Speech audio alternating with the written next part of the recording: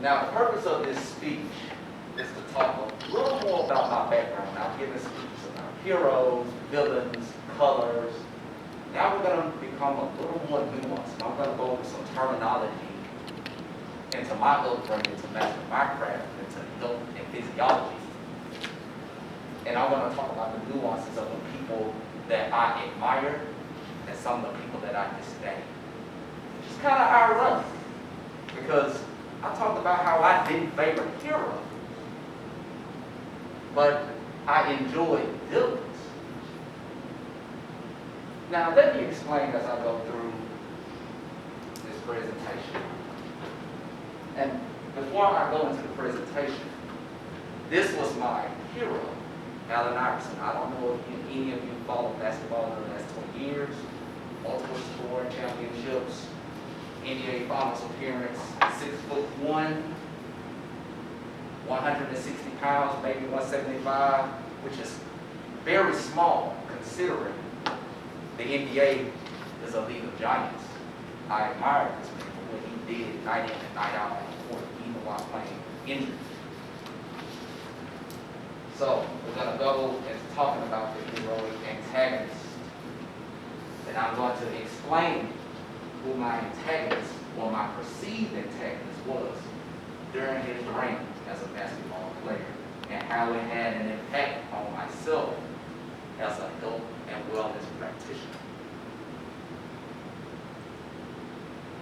Before I get into it, I'm going to discuss a few key terms. Some of you will know the definition of these simple terms. You have the hero, the titular good guy, the villain, the bad guy.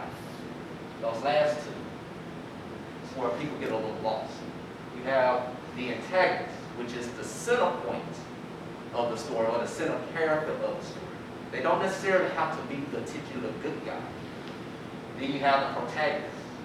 The protagonist doesn't necessarily have to be a person. It could be nature, be an object, be an obstacle, be something supernatural.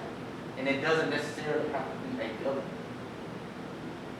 And as you can see, after discussing these key terms, things become a little more gray, especially at the bottom two. So now let's talk a little more about my background with these two individuals right here. We have the late Kobe Bryant, and we're going to disclaim, we're only going to discuss the craft of basketball and how it pertains to me. And then on the right, we have my hero, Mr. Allen Iverson. Driven by the love of basketball, and I idolized Allen Iverson. I had a disdain for Kobe Bryant, and I saw him as the villain at the time because of my small mind. But in reality, he was nothing more than an antagonist. And I'm going to explain another key term later. My disdain for Kobe Bryant back in 2001 during my adolescent years was exasperated during the 2001 NBA Finals when he beat Allen Iverson's team 4-1 in a 7-game series. And the one game Allen Iverson won, I projected all of my boastful nature onto my friends who were Kobe Bryant fans because he won game 1 and scored 48 points against Kobe Bryant and Shaquille O'Neal in their prime in Los Angeles, if I'm not mistaken. It was, if it wasn't in Los Angeles, it was against Los Angeles, against that team. I felt a sense of pride. And I bragged to my friends, I said, this man is going to be the king of the NBA, even at his stature. Alas, it didn't happen that way. Moving forward. That what I just explained is called a parasocial interaction. Well, basically, it's a one-sided relationship with someone that doesn't even know you exist. And I'm pretty sure you all have done this, or you know someone that has done this. And essentially, when you idolize someone from afar, in anime and Japanese culture, they would call this person a senpai. Or you would hear the phrase, notice me senpai. That's essentially what this is. I put so much pride and joy into these individuals or into Allen Iverson, that I didn't realize that I was taking on a lot of his characteristics, both positive and negative. But I'm going to go further and discuss more of the nuances. Now, these are some of the qualities. Now, I'm not going to read all of these off because I only have a short amount of time. See, Allen Iverson had a thing against practice at one point in his career.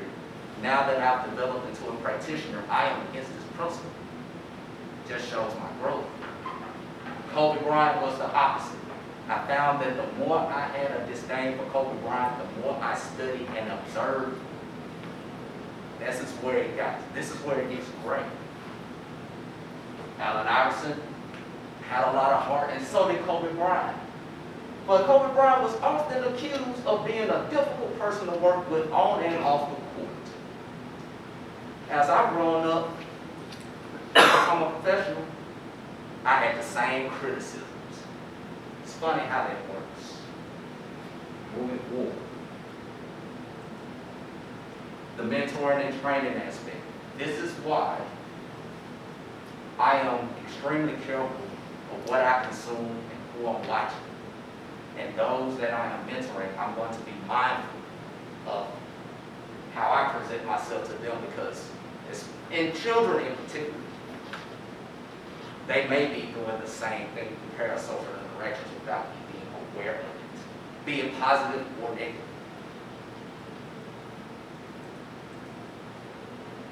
And I just pretty much explained that. You can read this quote for yourself.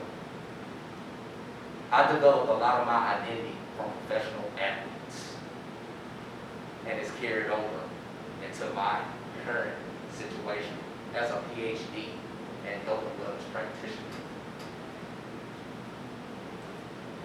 So who is the heroic protagonist? Well, they both are. It's great, it's nuanced. They are both. And to this day, I am grateful for both of these gentlemen, and I am wary of my flaws as I continue to perfect my craft. Thank you all for having me.